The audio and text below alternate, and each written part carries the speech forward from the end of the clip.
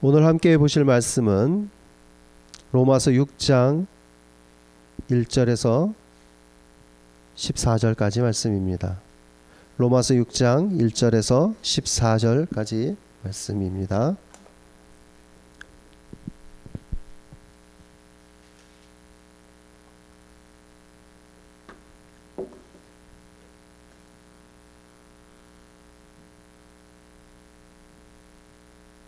로마서 6장 1절에서 14절을 교독하도록 하겠습니다. 제가 먼저 읽겠습니다. 그런즉 우리가 무슨 말을 하리요? 은혜를 더하게 하려고 죄에 거하겠느냐?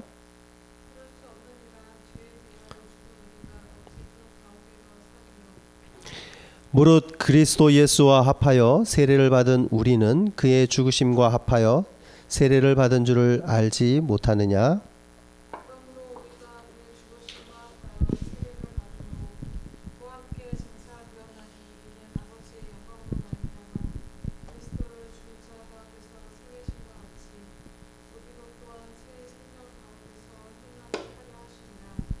만일 우리가 그의 죽으심과 같은 모양으로 연합한 자가 되었으면 또한 그의 부활과 같은 모양으로 연합한 자도 되리라.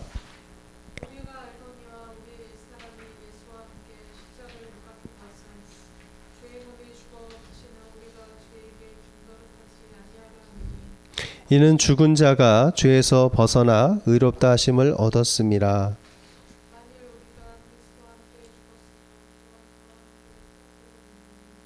이는 그리스도께서 죽은 자 가운데서 살아나셨음에 다시 죽지 아니하시고 사망이 다시 그를 주장하지 못할 줄을 알미로다.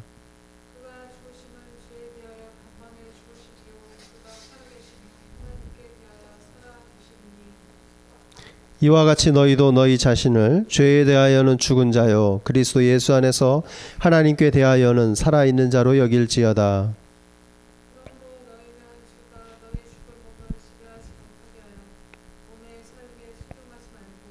또한 너희 지체를 불의의 무기로 죄에게 내주지 말고 오직 너희 자신을 죽은 자 가운데서 다시 살아난 자 같이 하나님께 드리며 너희 지체를 의의 무기로 하나님께 드리라.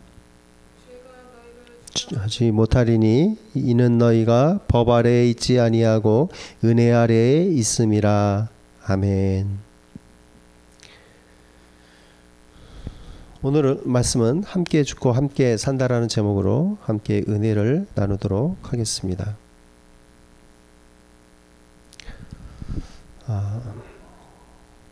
우리가 보통 동고동락이라는 말을 사용합니다. 함께 고생하고 즐거움도 함께 나눈다는 의미입니다. 함께 그 어려움을 나눈 사람은 그 즐거움의 때 또 기쁨의 때가 오면 그 기쁨을 서로 함께 공유하며 지난 날을 떠올려 보게 될 것입니다.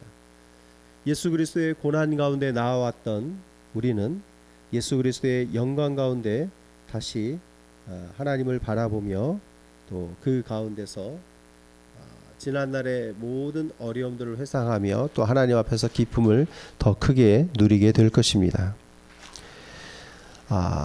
우리에게 많을수록 좋은 것들이 있습니다. 어떤 것은 없어야 되겠지만 우리에게 많을수록 좋은 것들 중에 하나가 무엇이냐면 은혜라는 것입니다. 은혜는 우리가 요구한다고 받을 수 있는 것도 아니고 하나님이 전적으로 주시는 것이지만 그 은혜는 우리에게 있어 많으면 많을수록 더 큰 유익을 누리게 됩니다.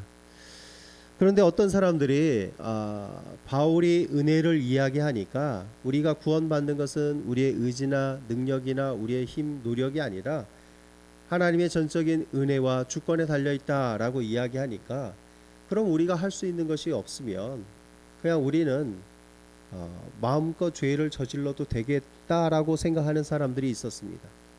왜냐하면 죄가 있는 곳에 은혜가 임하니까 죄가 많으면 은혜가 더 크지 않겠느냐라는 이상한 논리를 가지고 접근합니다. 은혜를 많이 받기 위해서 죄악을 더 많이 행해야 되겠다는 그들의 논리는 옳지 않습니다. 우리가 죄 가운데 있다가 구원받는 것 하나님의 전적인 은혜이지만 죄가 많았던 자들에게 그 은혜가 더 크게 임하는 것을 경험하지만 우리가 은혜를 더하기 위해서 죄악을 더 사모하거나 죄악으로 더 나아가거나 죄악 가운데 거해도 된다는 것은 옳지 않습니다. 성경에 보면 그 달란트와 달란트 빚진 자, 데나리온 빚진 자에 대한 비유가 나옵니다. 자신은 많은 빚을 받았음에도 적은 빚을 가지고 다른 사람을 힘들게 한 사람에 대해서 말씀합니다. 탕감이라는 것은 빚을 많이 진 사람이 그 빚을 탕감받았을 때에 더 큰 그 기쁨을 누리게 됩니다. 그런데 탕감을 더 많이 받기 위해서 더 많은 빚을 져야 된다라는 논리처럼 되어질 수 있습니다. 은혜를 더하기 위해서 죄를 더 많이 범해야 되겠다라는 논리는 빚을 더 많이 탕감받기 위해서는 더 많은 돈을 빌려서 갚을 수 없어야 된다라는 논리와 같다는 것입니다. 은혜는 하나님의 전적인 주권에 따른 것입니다. 우리가 그렇다고 죄를 더 가까이 해서는 안 됩니다. 우리는 은혜에 대해서 감사라는 반응으로 나아가야 합니다. 은혜에 대해서 감사하지 않는 자에게서는 그 은혜를 거두어 가실지도 모릅니다. 큰 은혜를 받은 자는 많은 감사로 영광으로 하나님께 돌려드리는 것이 마땅합니다. 하나님의 받으셔야 될 그 영광을 하나님이 취하시는 것이 맞습니다. 우리는 죄에 대해서는 죽은 존재라고 2절 가운데 말씀합니다. 우리는 은혜로 하나님의 자녀가 되었고 우리는 죄에 대해서 죽은 존재라고 성경은 말씀합니다. 중세 시대에 보면 영주들이 이제 군주들이 있습니다. 그래서 그 관할 구역이 있고 그 안에 통치를 받는 사람들이 있습니다. 그래서 한 지역에서 다른 지역으로 옮겨간다는 것은 한 사람의 통치 아래에서 다른 사람의 통치로 넘어가는 것을 의미합니다. 우리는 죄와 죽음의 영역에서 다른 영역인 생명과 은혜의 영역으로 넘어간 자들입니다. 과거에 우리는 죄의 통치를 받고 사단의 지배 아래 있었고 죽음이 우리를 다스렸다면 이제는 생명과 은혜와 그리스도의 그 주권이 통치가 미치는 가운데로 옮기워졌다는 것입니다. 그래서 우리는 죄에 대해서 죽은 존재라고 말씀하는 것입니다. 그리스도의 통치로 인해서 사단의 영역은 점점 좁아지고 있습니다. 전에는 마치 왕과 같이 행세했다면 지금은 좁은 지역을 다스리는 그런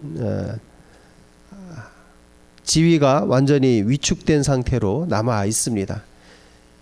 예수 그리스도께서 재림하시는 그날에는 사단에게서 모든 것을 빼앗아 사단은 무저갱에 던져질 것이고 또한 모든 나라들은 모든 하나님의 사람들은 그 그리스도 앞에 예배하며 경배하며 살아가게 될 것입니다. 그리스도의 통치가 전적으로 임하는 그날은 우리에게 멀지 않은 날로 보여집니다. 죄에 대해서 죽었다라는 표현을 우리는 잘 생각해 보아야 합니다. 죄가 많은 곳에 사는 사람이 그 자신은 죄를 저지르지 않았지만 주변의 죄악들에 대해서 처음에는 뭐라고 의견을 내고 그들에 대해서 질책하고 하다가 나중에는 포기해버리고 마는 어떤 그 죄에 대해서 이제는 내가 감당할 수 있는 영역을 넘어섰다라고 하면서 그 죄에 대해서 무기력하게 대응하는 모습이 죄에 대해서 죽어 있다라는 표현이 아닙니다. 아브라함의 조카였던 롯은 그 소돔과 고모라 가운데서 자신은 그래도 의롭게 살려 하였지만 그 도시에 관영한 죄악들을 막을 수도 없었고 그것들을 바꿀 수도 없었습니다. 그 가운데 무기력하게 지낸 그 롯의 모습이 죄에 대해서 죽은 모습이다라고 말할 수는 없습니다. 우리는 언제까지나 우리가 살아있는 한 죄에 대해서 우리는 강하게 그들과 또 다른 모습으로 살아가며 외쳐가야 합니다. 불의를 못 본 척하는 것이 죄에 대해서 죽은 것이 아니다라는 것입니다. 죄에 대해서 죽었다라는 표현은 죄가 다스리고 지배하는, 통치하는 그 상황을 벗어났다라는 것입니다. 죄가 우리를 다스리고자 하지만 죽어있는 사람을 어떻게 할 수 없는 것처럼 그들이 우리에 대해서 아무 권리도 주권도 행사할 수 없게 된 상태를 말합니다.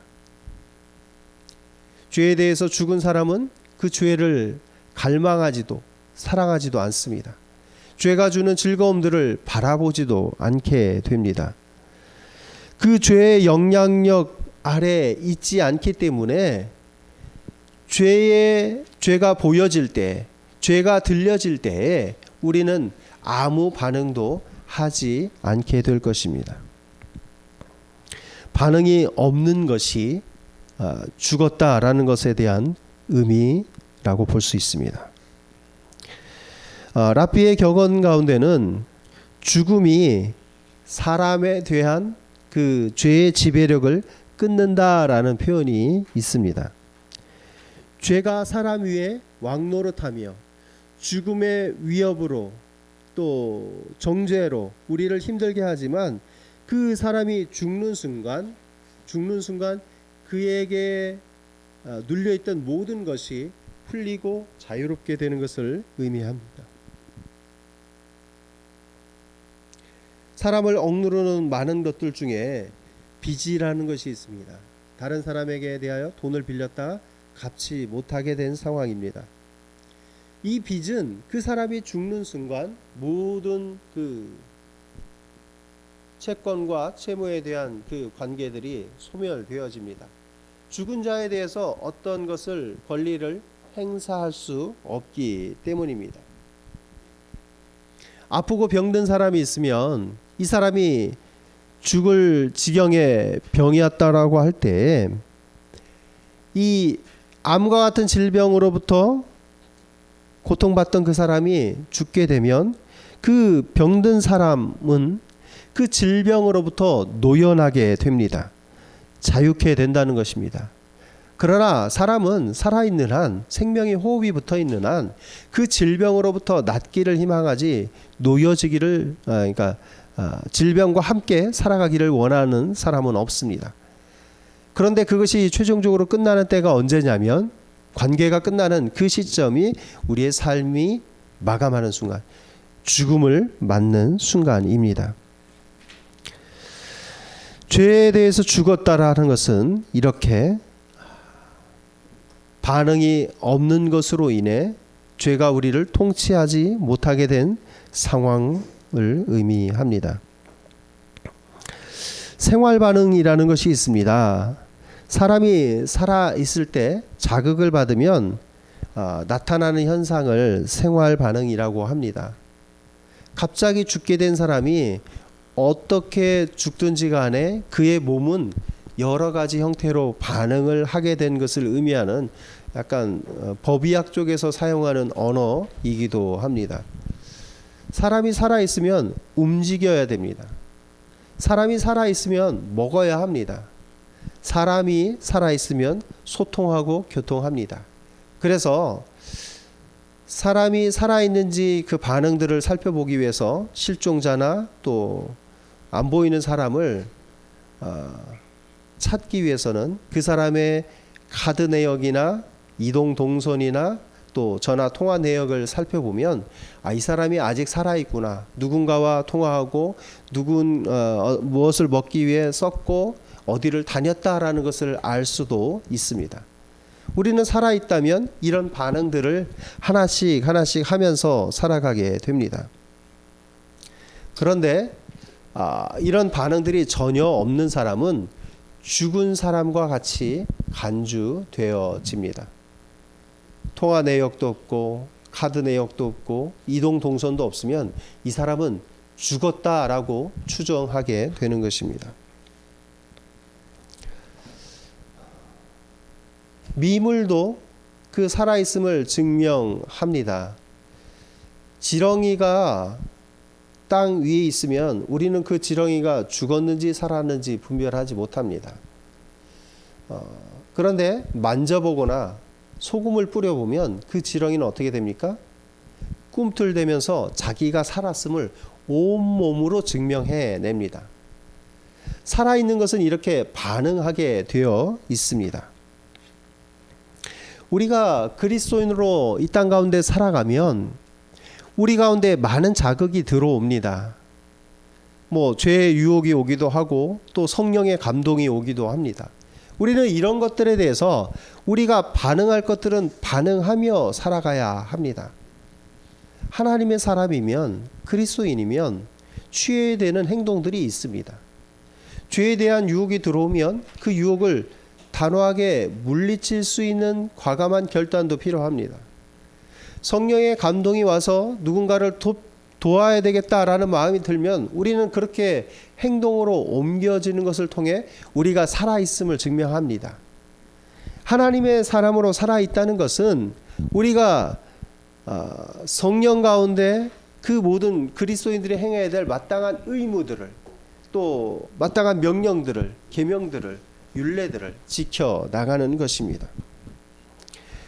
우리는 죄에 대해 죽은 자이며 우리는 또한 그리스도와 연합한 자입니다. 오늘 말씀 가운데는 그리스도와 연합한 것에 대한 이야기를 하면서 세례를 인용하고 있습니다. 우리가 그리스도와 연합한 증거 중에 하나가 세례라는 것입니다.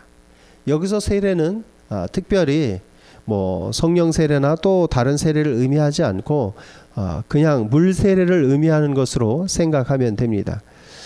특별히 성령으로라는 말이 없으면 그냥 물 세례로 일반적으로 생각하면 됩니다. 이 물 세례가 우리가 그리스도와 연합한 유일한 증거는 아니지만 여러 증거 중에 하나로서 그것을 우리에게 잘 일러주고 있습니다. 세례가 주는 상징성이 있습니다. 여러 사람 앞에서 우리의 믿음을 고백하고 그에 대해서 공적으로 교회가 인증을 해주는 제도입니다. 이 사람의 믿음이 예수 그리스도를 믿는 믿음을 고백했다. 교회 안에 교인으로서 합당한 의무를 감당하기로 작정한 사람이다. 하나님의 백성으로, 하나님의 자녀로 살아갈 것이다 라는 것을 만인 앞에서 공포하는 의식이기도 합니다. 세례 가운데 보면 물론 성경에 나오는 세례는 주로 이렇게 오늘날의 세례처럼 물을 뿌리는 정도가 아니라 물 안에 푹 잠기는 그러한 의식입니다. 물 안에 푹 잠겼다가 다시 물 밖으로 나오는 그 의식은 우리의 삶이 죄에 대해서 죽었고 의에 대해서 다시 살아난 것을 의미하기도 합니다.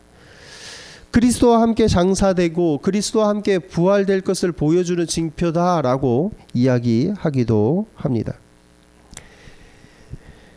특별히 그리스도인이 된 그리스도와 연합한 자들의 증거는 여러 가지가 있겠지만 특별히 세례를 언급한 것은 초대교회 가운데 대표적인 것이 이 세례이기 때문입니다. 사람이 믿게 되면 자신의 삶을 돌아보며 지난 날을 회개하게 됩니다. 회심이라는 과정을 겪게 됩니다. 지난날의 삶을 포기하고 이제 하나님 앞에서 그리스도 앞에서 새롭게 된 삶으로 변화되어진 삶을 살기로 작정합니다. 믿음과 회개 외에도 성령의 선물이 주어집니다. 때로는 방언을 하기도 하고 때로는 그 성령이 충만하여 기쁨 가운데 나아가기도 합니다. 성령이 충만한 자의 이 달라진 삶을 통해서 이 사람이 그리스도와 연합한 자다라는 것을 알게 됩니다. 그 연합한 자 중에 많은 그 증거들 중에 하나인 세례를 통해서 그리스도인의 삶을 돌아보고 있는 것입니다.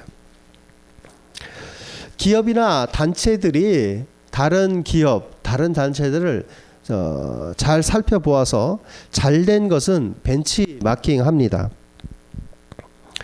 서로 이렇게 연합해서 제휴관계를 맺기도 하고 MOU라는 것을 체결하기도 합니다. 상대 기업의, 상대 어떤 단체의 좋은 점들을, 장점을 우리의 것으로 받아들이겠다, 흡수하겠다라는 의지가 있습니다.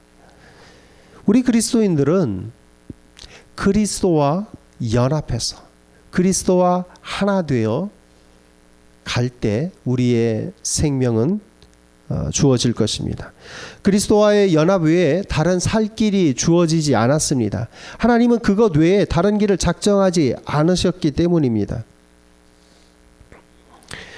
물론 세례라는 것 자체에 어떤 죄의 권세를 이기는 능력이 그 안에 들어있는 것은 아닙니다.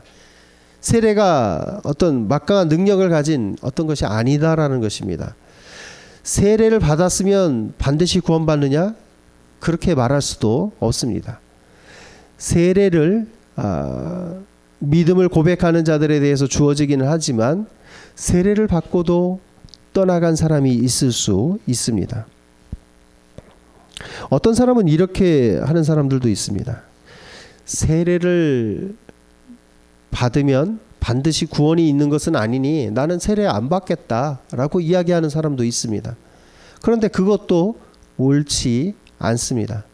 세례를 거부하는 이유가 세례에 특별한 능력이 없으니까 안 받겠다라는 것은 세례의 의미를 잘 모르기 때문에 하는 소리입니다. 세례는 예수 그리스도를 믿는 믿음을 대중 앞에서 공적으로 공언하며 내가 예수 그리스도를 믿는 믿음 안에서 이제는 살아가겠다라는 표시입니다. 그 믿음에 대해서 외적으로 인증해 주는 것이 세례입니다. 믿음을 가진 자에 대해서 외적으로 인정해 주는 것이 세례라는 의식입니다. 그러니까 세례를 거부한다는 것은 믿음 자체를 내가 가지지 않았다 또는 내가 믿음을 가지지 않겠다라는 표시로 생각해야 될 것입니다. 옛날에 누군가가 특별한 인물이 죽으면 그와 함께 다른 사람들을 이제 함께 묻는 제도가 있습니다. 함께 장례를 치릅니다. 살아있는 자를 죽은 자와 함께 장례를 치릅니다. 그리스도와 연합은 우리가 그리스도와 함께 죽고 함께 살아나는 그것은 그런 순장의 개념과는 다릅니다. 우리는 예수 그리스도처럼 죽을 수는 없습니다.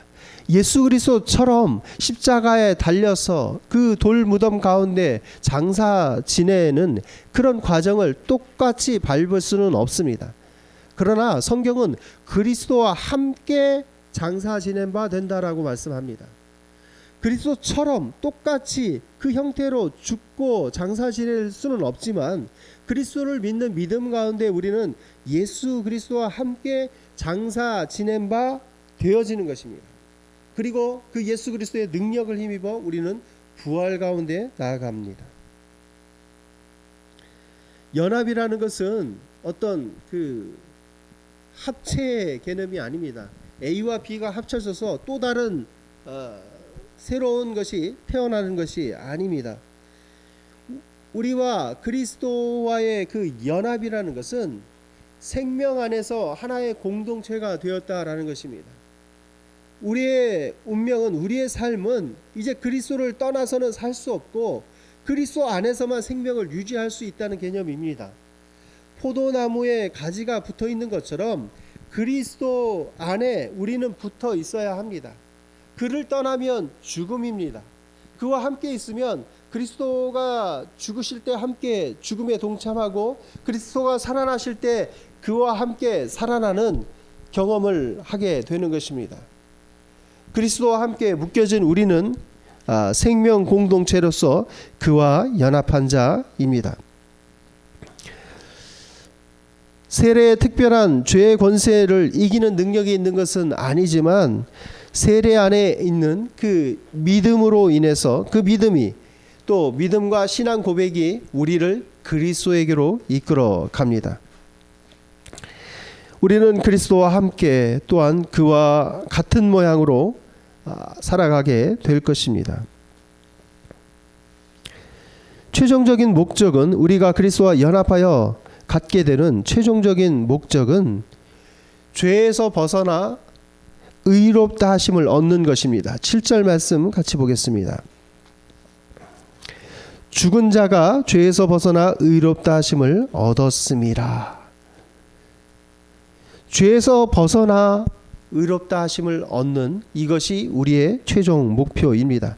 죄로부터 자유롭게 되는 것, 죄의 종에서 풀려나 의의 종이 되는 것, 그리스도의 종이 되는 것이 우리의 삶의 목적입니다.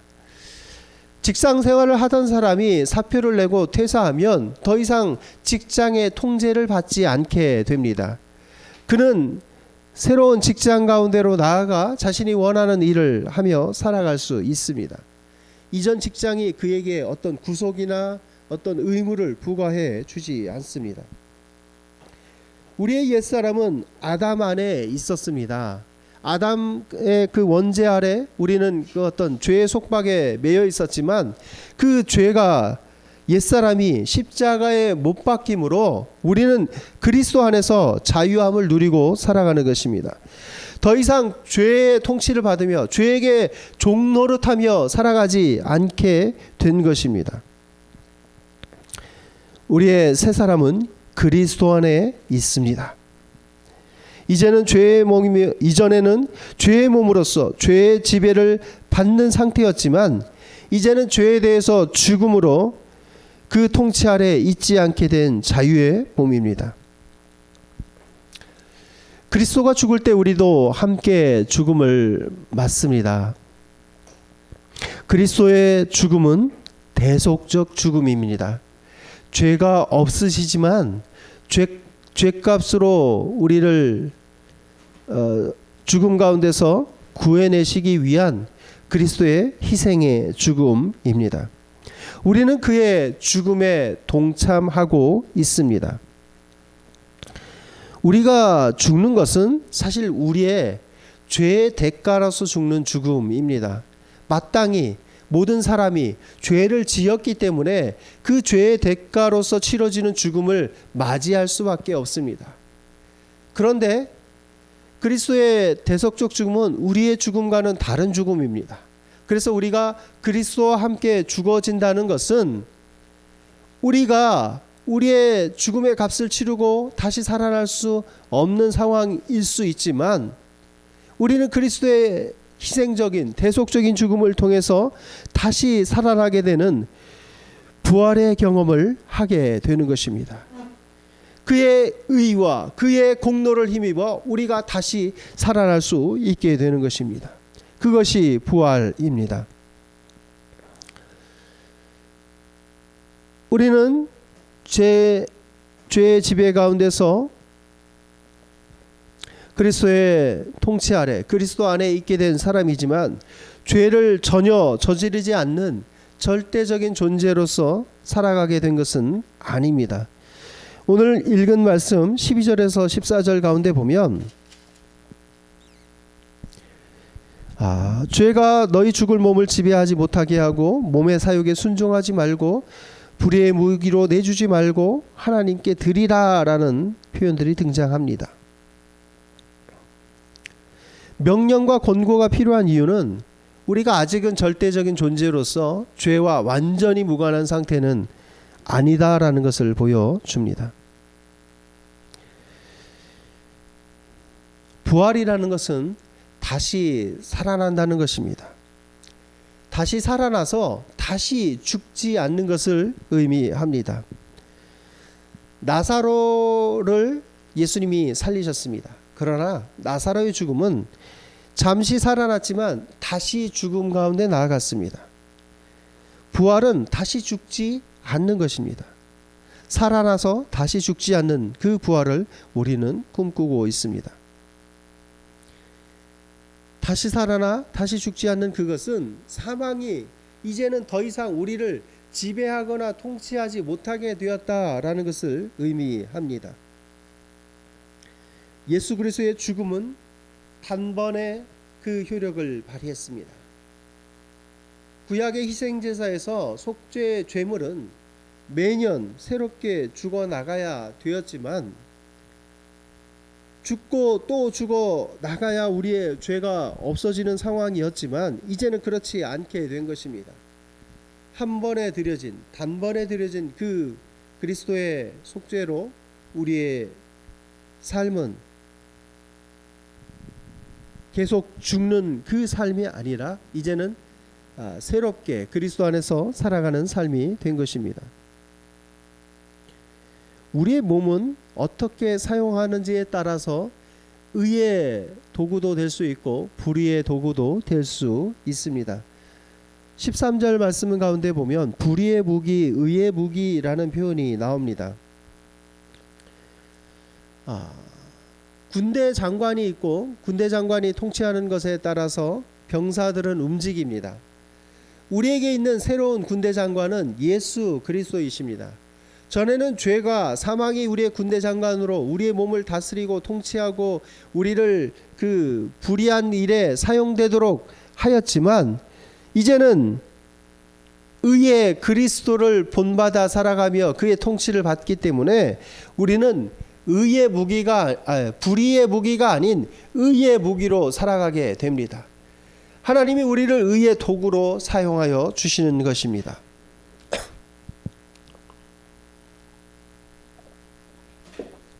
이제는 죄에 대해서 어떤 의무를 가지고 있는 것이 아니라 예수 그리스도에 대해서 새로운 의무를 가지고 살아갑니다.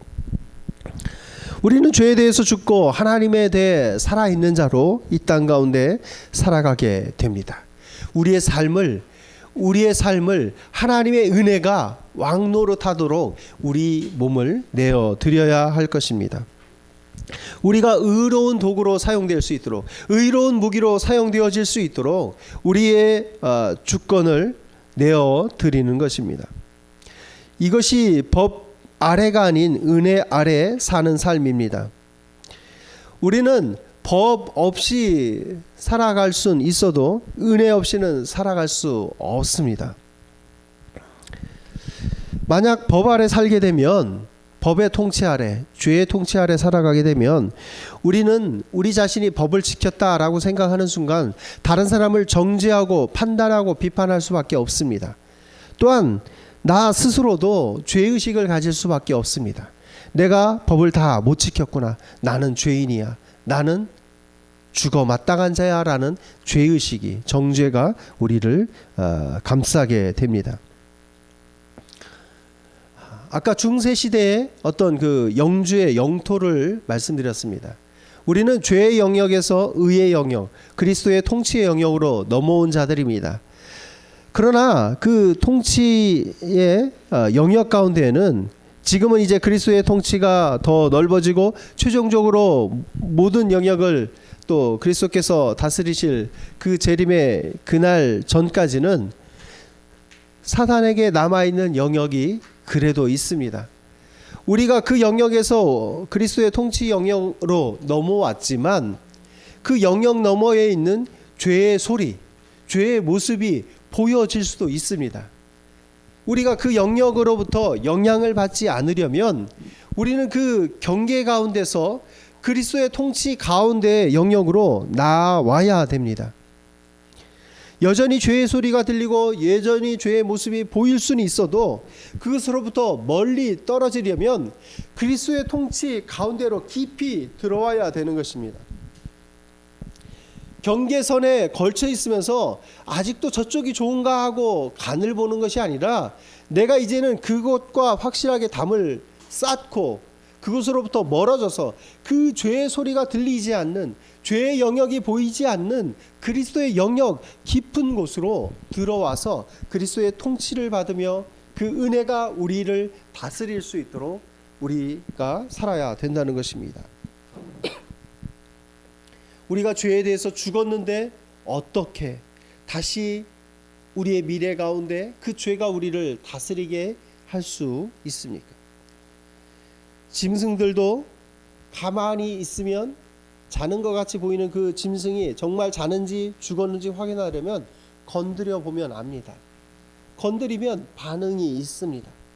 우리 그리스도인들도 죄에 대한 유혹이 들려질 때 그것과는 담을 쌓는, 선을 긋는 그 반응이 나와야 됩니다. 성령의 이끄심이 있다면 우리는 성령의 이끄심에 합당한 반응이 나와야 됩니다. 성령이 우리를 막 이끌어 가시는데도 여전히 우리가 미적지근한 반응을 하고 있다면 우리는 성령 안에서, 하나님의 은혜 안에서, 그리스도 안에서 살아있는 자가 아닐지도 모릅니다. 자, 우리는 그리스도와 함께 죽고 함께 살아가는 영광을 맛보는 자들입니다. 지금 우리의 몸은 아직 죽지는 않았습니다. 그러나 우리는 죽은 자처럼 살아갑니다. 죄에 대해서 죽은 자로 살아갑니다. 왜 그렇습니까? 그리스도를 믿기 때문입니다. 그리스도를 믿는 그 믿음이 우리를 죄에서 구원하여 의롭게 되는 하나님의 통치의 영역 안에서 살아가는 그 삶을 허락해 주셨습니다. 우리가 이제 은혜 가운데 살아간다면 하나님의 은혜 가운데 반응하며 살아가야 합니다. 삶 가운데, 한 주간의 삶 가운데 우리의 마음을 이끄는 것이 있다면, 하나님의 말씀이 우리를 통해서 주시는 감동이 있다면 우리는 그 감동 안에서 살아가면 됩니다. 나보다 연약한 자를 돌아보고 마음이 연약한 자들에게 위로를 던지고 그들의 고통을 체휼하며 그들과 함께 웃고 함께 우는 그 삶이 하나님이 원하시는 삶일 것입니다.